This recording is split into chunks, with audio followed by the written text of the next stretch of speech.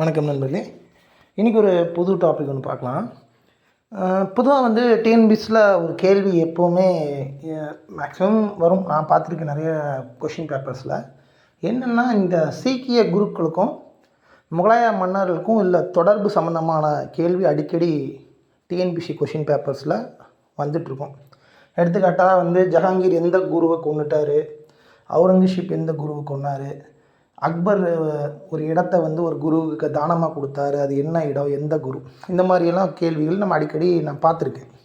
So அதை பற்றி இன்றைக்கி நம்ம பேசலாம் அப்படிங்கிற மாதிரி இன்றைக்கி நான் ரெஃபர் பண்ணேன். ஸோ இன்றைக்கி இதை பற்றி நம்ம பேசலாம்.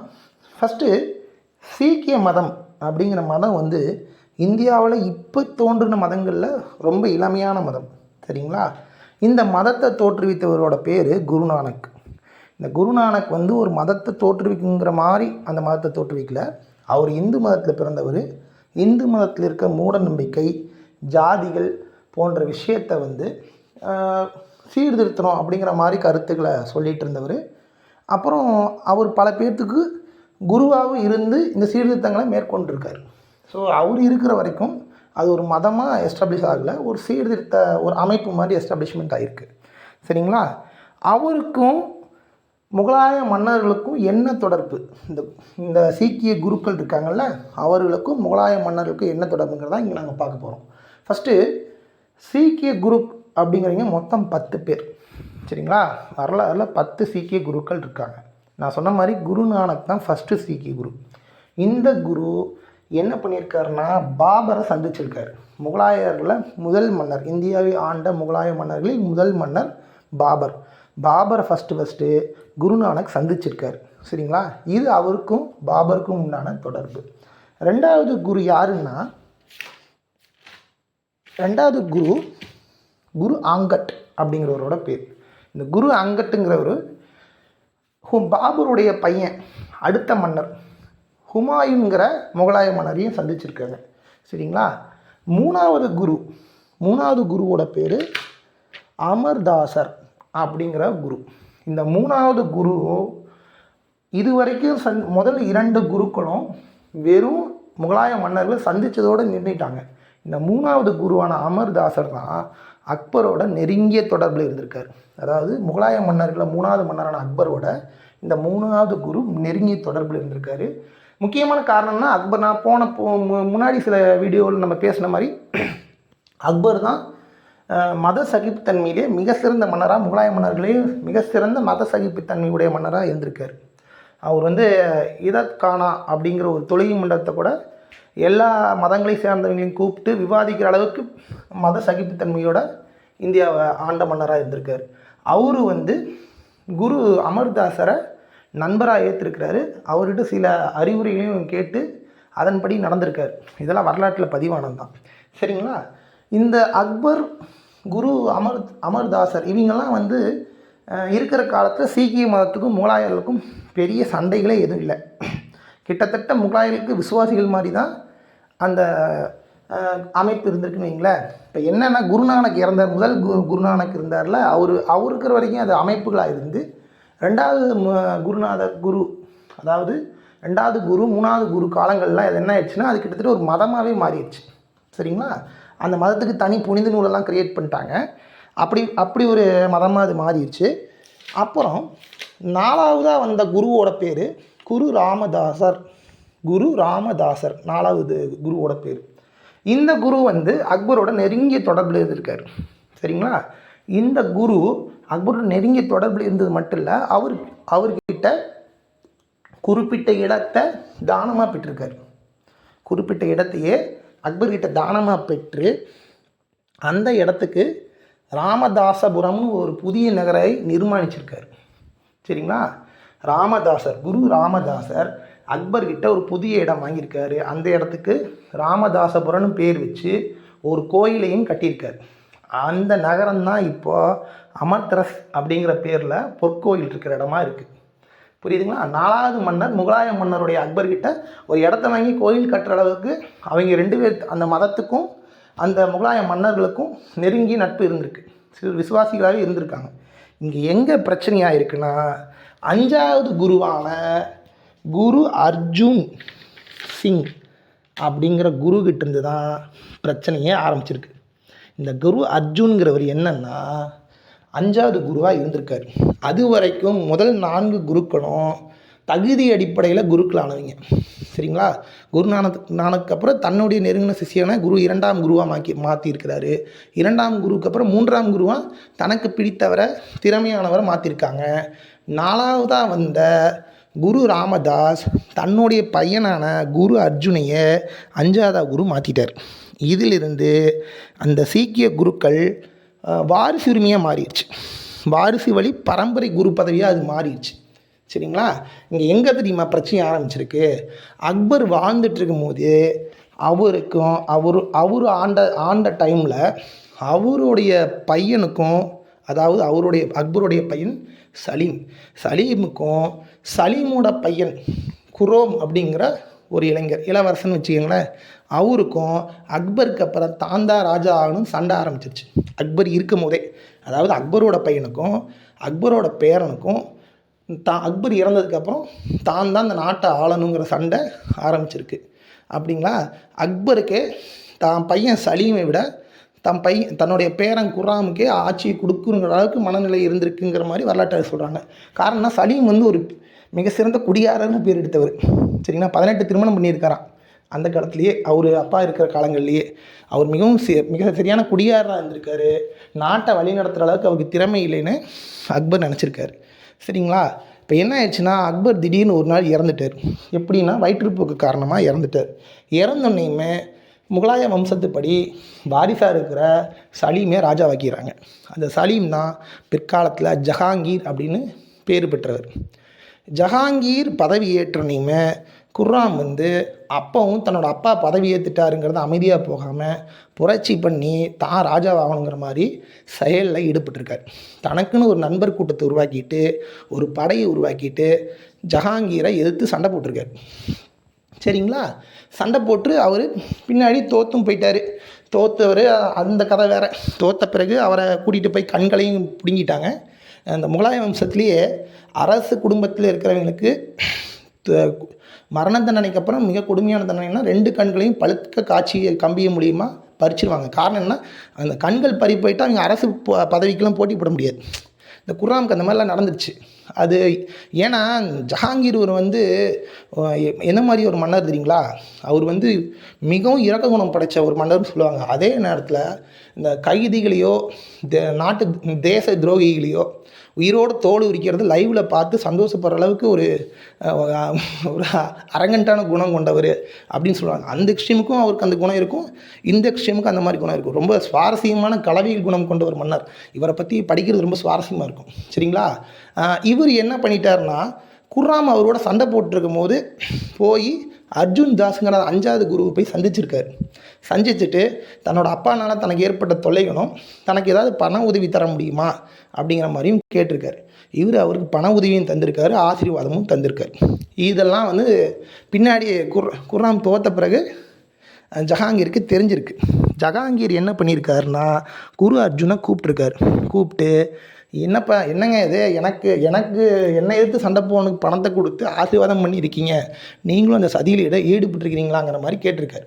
அதுக்கு குரு அர்ஜுன் என்ன சொல்லியிருக்காருன்னா, உங்கள் தந்தை எனக்கு கோயில் கட்டுறதுக்கு எங்கள் மதத்துக்கு இடம் கொடுத்தவர், அவரோட பேனை பணம் இல்லாமல் கஷ்டப்பட்டுருக்கிறான்னு தெரிஞ்சோன்னையுமே எனக்கு மனசு இலகிடுச்சு, அதனால் பணம் கொடுத்துருக்கேன் அப்படிங்கிற மாதிரி சொல்லியிருக்கார். இருந்தாலும் ஜஹாங்கீர் அதை ஏற்றுக்கல. அவருக்கு மரண தண்டனை கொடுத்துட்றாரு. மரண தண்டனையும் நிறைவேற்றப்பட்டிருக்கு. சரிங்களா? அதுக்கு இன்னொரு காரணமும் சொல்கிறாங்க. இதுதான் காரணம் அப்படிங்கிற மாதிரி இல்லை. லாகூரில் ஒரு தீவான் இருந்திருக்காரு. அவர் தன்னுடைய பொண்ணை குரு அர்ஜுனோட பையனுக்கு திருமணம் செய்ய வைக்க விரும்பியிருக்காரு. ஆனால் குரு அர்ஜுன் அதை மறுத்துட்டார். அதனால அந்த திவான் தான் ஜஹாங்கீர்கிட்ட இல்லாத பொல்லாதெல்லாம் சொல்லி இந்த மாதிரி மரண தண்டனை வாங்கி கொடுத்துட்டாருன்னு ஒரு கிளைக்கதை இருக்குது. சரிங்களா? எது எப்படியோ ஜஹாங்கீர் வந்து அமைதியாக இருந்த சீக்கிய மதத்தை, சீக்கிய குருவை ஒரு காரணத்துக்காக, அரசியல் காரணத்துக்காக கொலை பண்ணிட்டார். இதுவரைக்கும் சீக்கிய மதத்தை சார்ந்தவங்க அமைதி சகிப்புத்தன்மைங்கிற மாதிரி இருந்தவங்க இப்போ தான் தாங்கள் ஒரு போர் வீரர்களாக மாறணுங்கிற மனநிலைக்கு வந்துட்டாங்க. சரிங்களா? இது வரைக்கும் தன்னுடைய விசுவாசத்தை முகலாய மன்னர்கிட்ட காட்டிகிட்டு இருந்தவங்க இல்லை முகலாய மன்னர்கள் தங்களுக்கு கஷ்டத்தை கொடுத்துட்டாங்க, தன்னோட குருவை கஷ்டப்படுத்திட்டாங்க அப்படிங்கிறத புரிஞ்சுக்கிட்டாங்க. இதனால் என்ன ஆயிடுச்சுன்னா அவருக்கு 5வது குரு மரணம் அடைஞ்சனையுமே 6வதா அந்த 5வது குருவான அர்ஜுனுடைய மகனான ஹரிகோவிந்த் அப்படிங்கிறவரையே குருவாக மாற்றிட்டாங்க. இந்த ஹரிகோவிந்த் என்ன பண்ணியிருக்காருன்னா தொடர்ந்து ஜஹாங்கீரோடையும் ஷாஜகான் கூடயும் தொடர்ந்து போர் செஞ்சுட்டே இருந்திருக்காங்க. சரிங்களா? இப்போ என்னாச்சு, 6வது குருவும் போர் செய்ய ஆரம்பிச்சிட்டாரு. அடுத்தது அவர் இறந்தோன்னையுமே அவருடைய குரு ஹரி கோவிந்துக்கு பசங்கள்லாம் இருந்திருக்காங்க. இருந்தாலும் அந்த பசங்க மேலே அவருக்கு பெருசாக நம்பிக்கை இல்லை. அந்த பசங்க மேலே நம்பிக்கை இல்லாதங்காட்டி தன்னோட பேரான குரு ஹரிராய்ங்கிறவருக்கு 7வது குருவாக பத்திரம் ஏற்றுட்டார். இந்த 7வது குருவும் கம்முன்னு இல்லை. அவுரங்கசீப்பு இருக்கிற காலத்தில் இது நடந்திருக்கு. அந்த டைம் என்ன ஆயிடுச்சுன்னா ஜஹாங்கீர் ஆட்சி முடிஞ்ச நேமு ஷாஜகான் ஆட்சி வந்திருக்கு. ஷாஜகான் ஆட்சியில் அவரும் உயிரோடு இருக்கும் போதே அவருடைய முதல் பையனான தாரா ஷாவுக்கும் 3வது பையனான அவுரங்கசீப்புக்கும் வாரிசுரிமை போட்டி ரொம்ப தீவிரமாக நடந்துகிட்டு இருந்திருக்கு. இந்த டைமு 7வது குருவான குரு ஹரிராய் இந்த முதல் பையன் இருக்கார்ல தாரா ஷா, அவருக்கு சப்போர்ட் பண்ணியிருக்காரு. இந்த முதல் பையன் இருக்கார்ல தாரா ஷாஹூ, அவர் கிட்டத்தட்ட அப்போ எல்லா மத தலைவர்கிட்டையும் நல்ல பேர் வாங்கியிருக்காங்க. அவர் மிகவும் படிப்பாளி. பட் ஆனால் அவுரங்கசீப் எப்படின்னா ஒரு காட்டுறாரு மாதிரி எல்லா இடத்துலையும் போட்டு அடிக்கடி நடிச்சிருக்காரு. அவங்க அப்பா அந்த போருக்கு போ இந்த போருக்கு போ அப்படிங்கிற மாதிரி அனுப்பிச்சி விட்டு அவர் நல்லா ஒரு வீரன் மாதிரி மாற்றி விட்டார். தன்னோட முதல் பையனை பக்கத்துலேயே வச்சுட்டு அட்மினிஸ்ட்ரேஷன் லெவலையே வச்சுட்டு ஒரு போர் பயிற்சி இல்லாத ஒரு பையனை மாற்றி விட்டார். அந்த பிரச்சனைலாம் நம்ம இன்னொரு நாள் முகலாயர்களுடைய வம்சத்தில் படிக்கும் போது பார்ப்போம். ரொம்ப கொடுமையாக இருக்குங்க. இந்த அவுரங்கசீப் தன்னுடைய அண்ணனை துரத்திட்டு இருக்கிற கதையெல்லாம் இருக்கும் வரலாற்றில். அவர் ரொம்ப கொடுமையாக இருக்கும். அவங்க அண்ணன் போய் படுற கஷ்டங்கள், ஒவ்வொரு நாட்டிலையும் போய் கோட்டைக்கு வெளியில் அவர் கெஞ்சறது, என்னை உள்ளே விடுங்கன்னு கெஞ்சறது, அவுரங்கசீப் பயந்துட்டு அந்த நாட்டு மன்னர்கள்லாம் அவர் அடித்து துரத்துறது, இதெல்லாம் கேட்குறதுக்கு ரொம்ப கொடுமையாக இருக்கும். அந்த கதையெல்லாம் நம்ம இன்னொரு நாள் பின்னாடி பார்க்கலாம். இப்போ என்ன ஆயிடுச்சுன்னா அந்த குரு 7வது ஹரிராய்ங்கிறவர் என்ன பண்ணிட்டாரு, தாராஷாவுக்கு சப்போர்ட் பண்ணுறத அவுரங்கசீப் தெரிஞ்சோன்னையுமே தாராஷாவுப்பை அழித்த பிறகு நீங்கள் வாங்க உங்ககிட்ட கொஞ்சம் பேசணும் அப்படிங்கிற மாதிரி டெல்லி கூப்பிட்ருக்காரு. அந்த டைமில் குரு ஹரிராய் என்ன பண்ணிட்டார்னா தன்னால் முடியலேன்ட்டு தன்னோட பையன் ராமாராய்ங்கிறவரை டெல்லிக்கு அனுப்பிச்சிருக்காங்க. இந்த ராமாராய் என்ன பண்ணிட்டார்னா அவுரங்கசீப்பை போய் பார்த்துருக்காரு. அவரை பார்த்தோன்னே பயந்துட்டாரா இல்லை அவர்கிட்ட காக்கா பிடிக்கணும்னு நினச்சாரான்னு தெரில. அவர் சொல்கிற விஷயங்கள்லாம் ஏற்றுட்டு வந்துட்டார். முக்கியமாக அவுரங்கசீப் என்ன சொல்லியிருக்காருன்னா அவரோட புனித நூல், சீக்கியர்களோட புனித நூல் ஆதிகிரகத்தில் இஸ்லாமிய பாடல்களை விளக்கி வைங்கன்னு கேட்டிருக்காரு. இந்த ஆதிகிரகங்கிறது என்னங்க, இந்து பாடல், இது இஸ்லாமியர் பாடல், கபீருங்கிற ஒரு இஸ்லாமியரோட பாடல், சுஃபினானிகளோட பாடலாம் உள்ளே இருக்குங்க. அந்த பாடல்கள் எல்லாம் தொகுப்பு தான் அந்த புத்தகம். அது ஒரு புனித புத்தகம்னு வச்சிங்களேன் சீக்கியர்களுக்கு. அந்த புக்கில் இருக்கிற இஸ்லாமிய பாடல்கள்லாம் எடுத்துருங்க அப்படிங்கிற மாதிரி கேட்கும் போது இவர் ஒத்துட்டு வந்துட்டார். யார்? 7வது குருவோடைய பையனான ராமாராய்ங்கிறவர். ஆனால் 7வது குரு இது கேள்விப்பட்டோனையுமே ராமாராயை கூப்பிட்டு எனக்கு அப்புறம் நீ 8வது குருவாக இருக்க மாட்ட, நீ அங்கே போய் இதெல்லாம் ஒத்துட்டு வந்தங்காட்டி நீ இதுக்கு தகுதி இல்லாதவன் சொல்லி தான் சாகருக்கு முன்னாடி தன்னுடைய ரொம்ப சின்ன வயசு குழந்தையான குரு ஹரிகிஷான் அப்படிங்கிறவரை கிருஷ்ணன் ஒரு பேர் ஹரிகிருஷ்ணங்கிறவரை 8வது குருவாக நியமிச்சுட்டு இறந்துடுறார். இவர் கிட்டத்தட்ட பார்த்திங்கன்னா ரொம்ப ரொம்ப சின்ன வயசு. இந்த சின்ன வயசு ஒரு 4-5 வயசு தான் வச்சுங்களேன், அவரை குருவாக்கிட்டாங்க. இப்போ ராமராய் என்ன பண்ணிட்டார், மறுபடியும் போய் அவுரங்கசீப்கிட்ட எனக்கு கிடைக்க வேண்டிய பதவியை என்னை விட சின்ன பையனான என் தம்பிக்கு கொடுத்துட்டாங்க, நீங்கள் என்னென்னு கொஞ்சம் கேட்டு சொல்லுங்கள் அப்படிங்கிற மாதிரி கம்ப்ளைண்ட் பண்ணியிருக்காரு, பெட்டிஷன் கொடுத்துருக்காரு. பெட்டிஷனை கேட்டோன்னே அவுரங்கசீப் மறுபடியும் குரு ஹரிகிருஷ்ணனை கூப்பிட்டு என்னங்கிறது விசாரிக்கலான்னு அந்த குழந்தைய கூட்டு வர சொல்லியிருக்காரு. அந்த குழந்தை போய் முலாய மன்னர் அவுரங்கசீப் கிட்ட பேசுகிற விதத்தை பார்த்தோன்னே அவுரங்கசீப் மனம் மாறி நீங்கள் தான் உண்மையாலும் 8வது குரு அப்படிங்கிற மாதிரி அவர் போற்றி அனுப்பிச்சிட்டார். ஆனால் என்ன ப்ராப்ளம்னா போன கொஞ்ச நாட்கள்லேயே அவருக்கு அம்மை நோய் அந்த குழந்தை குரு இறந்துருச்சு.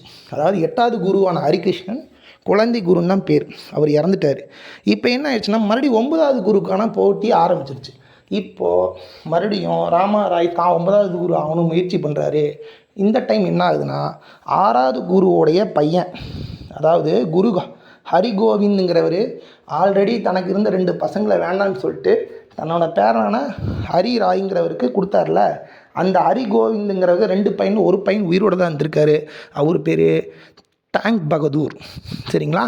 அவருக்கும் ராமராய்ங்கிறவருக்கும் அந்த போட்டி நடக்குது, குரு பதவிக்கான போட்டி நடக்குது.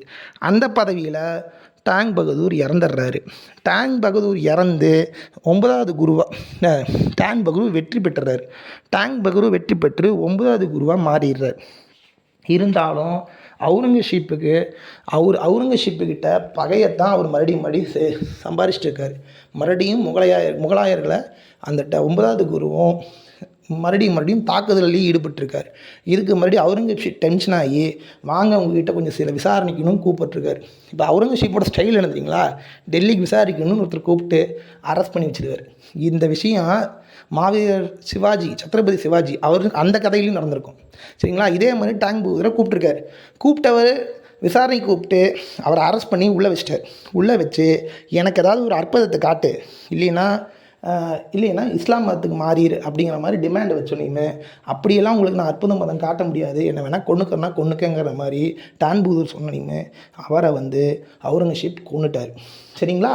இப்போ டேங்க் பகதூர் 9வது டேங்க் பகதூரை இறந்தோன்னே 10வது அவர் பையன் குரு கோவிந்த் சிங் அப்படிங்கிறவர் 10வது குருவாக மாறிட்டார். இந்த 10வது குருவும் அவுரங்கசீப் எடுத்து பல சண்டைகள் போட்டிருக்காரு. இவருடைய காலத்தில் தான் கால்சான்னு ஒரு அமைப்பு உருவாக்கியிருக்கார். அதாவது குரு சீக்கியர்களை எல்லாம் ஒரு இராணுவ போர் வீரர்களுக்கான ஒரு படையாக மாற்றிருக்காரு. அதுக்கு பேர் கால்சா. இது எல்லாமே நம்ம டிஸ்கிரைப் பண்ண வச்சிங்களேன் 30 நிமிஷம் 40 நிமிஷம் இந்த வீடியோ போயிடும். அதுதான் பிரச்சனை. உங்களுக்கு இந்த டாப்பிக்கில் என்ன, முகலாயர்களுக்கும் குருக்களுக்கும் இந்த சண்டைகள் மட்டும் தொடர்பில் மட்டும் நான் சொல்கிறேன். ஸோ இப்போ என்ன ஆயிடுச்சுன்னா, குரு கோவிந்த் அவுரங்கசீப் கூட தொடர்ந்து சண்டை போட்டே இருந்திருக்காரு. அவுரங்கசீப் இறந்த பிறகு அவருடைய பையன் 1ஆம் பகதூர் ஷா பட்டமேற்றிருக்காரு. இந்த 1ஆம் பகதூர் ஷா பட்டமேற்றணும் குரு கோவிந்த் சிங்கு இப்போ தன்னுடைய நிலையை கொஞ்சம் மாற்றிக்கிட்டு அவரோட நண்பராக சேர்ந்துருக்காரு. சரிங்களா? இப்போ என்ன ஆயிடுச்சுன்னா, குரு கோவிந்த் சிங் முகலாயர்களோட கொஞ்சம் ஃப்ரெண்ட்ஷிப்பாக இருக்கும் போது பழைய எதிரிகள் மூலியமாக அவர் கொலை செய்யப்படுகிறார். குரு கோவிந்த் சிங் பழைய எதிரிகள் முகலாயர்கள் மூலியமாக இல்லை, அவருடைய பழைய எதிரிகள் நாடு பிடிக்கும் போது ஏற்பட்ட ஒரு பிரச்சனையில் இருந்த ஒரு எதிரி குரு கோவிந்த் சிங்கை கொன்னுடுறாரு. என்ன ப்ராப்ளம்னா, குரு கோவிந்த் சிங்க்கு ஒரு 2 மகன்கள் இருந்திருக்காங்க. அவங்கெல்லாம் முன்பே அவுரங்கசீப் கூட நடந்த சண்டையில் இறந்துட்டாங்க. இப்போது கோவிந்த் சிங்க்கு தனக்கப்புறம் 11வது குருவாக நியமிக்கிறதுக்கு ஆள் இல்லை. அது மட்டும் காரணம் இல்லை, அவர் அதுக்கு மேலே குருக்களே வேண்டாம் அப்படின்ட்டு தன்னோட புனித நூலான ஆதி கிரகந்தமே இனிமேல் குருவாக இருக்கும், வாழ்நாள் குருவாக இருக்கும் அப்படிங்கிற மாதிரி சொல்லிட்டு இறந்துடுறாரு. இப்போவும் பொற்கோயிலில் அந்த புத்தகம் இருக்குது. அந்த புத்தகத்தை தான் தங்களோட குருவாக எல்லா சீக்கிய மதத்தை சேர்ந்தவங்களும் நினைக்கிறாங்க.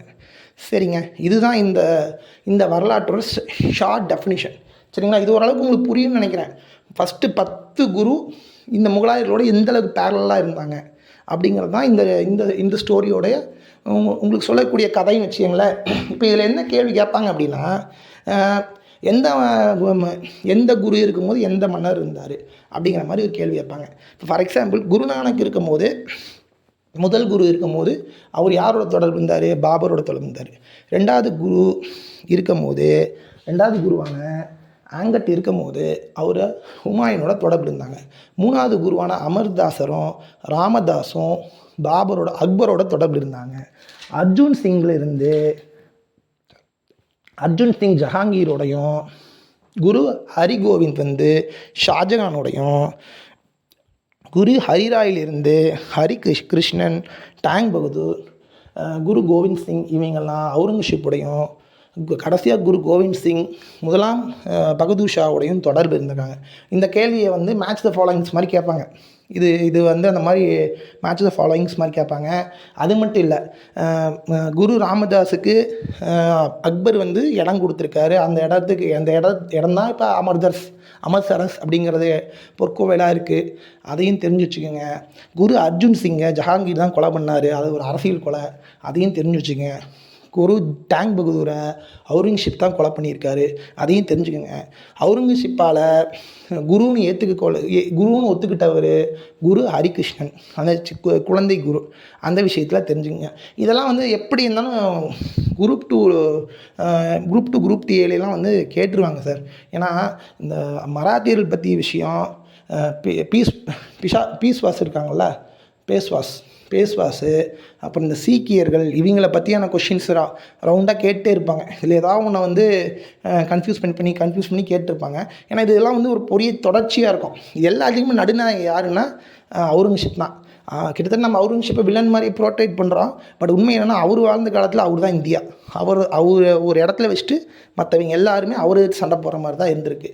சரி, இன்றைய தகவல் ரொம்ப பெருசாக போயிடுச்சுன்னு நல்லா தெரியும். பட் ஆனால் நீங்கள் ஒரு தடவை நான் சொன்னதை மறுபடியும் ஒரு தடவை கேட்டு நீங்கள் புத்தகங்களை படிச்சிங்கன்னா உங்களுக்கு ஈஸியாக புரியும் நான் நம்புகிறேன். ஏன்னா இது ஒரு பெரிய டாபிக். நான் இன்னும் சொல்லப்போனால் வெறும் முகலாயர்களோட தொடர்பை மட்டும்தான் சொன்னேன்.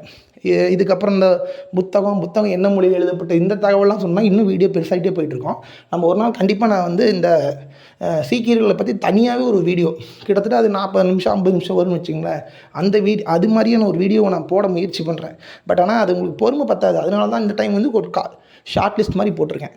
சரி நண்பர்களே, நான் சொன்னதை நீங்கள் ஒரு தடவை கேட்டுட்டு புத்தகங்களை மறுபடியும் வாங்கி படிச்சிருங்க. படித்து பார்த்தீங்கன்னா உங்களுக்கு நல்லா புரியும். இந்த மாதிரி எந்த கேள்வி கேட்டாலும் ஈஸியாக பதில் சொல்கிற மாதிரி தான் இருக்கும். சரிங்களா? எக்ஸ்ட்ரா ஏதாவது இருந்தால் கூட நீங்கள் படிச்சுக்கலாம். நான் சொன்னதுலேருந்து எக்ஸ்ட்ரா எதாவது இருந்தாலும் நீங்கள் படிச்சுக்கலாம். சரி நண்பர்களே, மீண்டும் நாளைக்கு சந்திப்போம். இந்த